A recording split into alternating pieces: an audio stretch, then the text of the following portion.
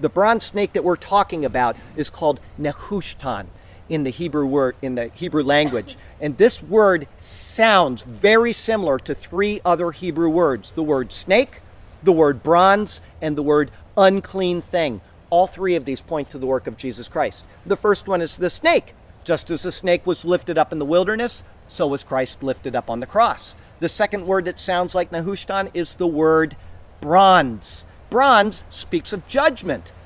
I've explained before, you've got the tabernacle in the wilderness or the temple in Jerusalem. You walk through the door or the gate into the tabernacle, and the first thing you see there is the altar of sacrifice, and that is where sin receives its judgment. I bring in this little lamb.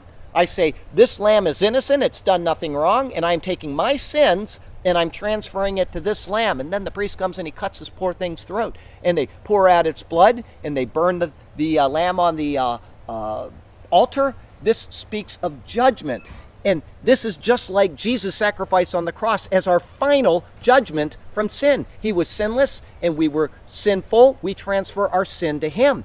And one more aspect of the word bronze comes from the book of Revelation, where Jesus is said to have feet like burnished bronze, which symbolizes his right to exercise judgment on the people of the world.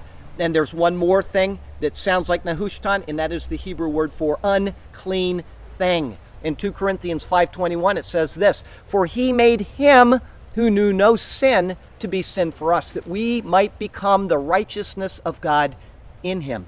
Jesus Christ became our unclean thing so that we could be cleansed and we could be purified in the presence of an infinitely holy Creator. He was crucified outside the walls of Jerusalem, it says in the book of Hebrews. And why did they do that? Because after they sacrificed these sin-bearer animals, they took their bodies and they dumped them outside in an unclean place, signifying the uncleanness of the sins. And Jesus Christ was crucified outside of the walls of Jerusalem, signifying that he had become an unclean thing on our behalf.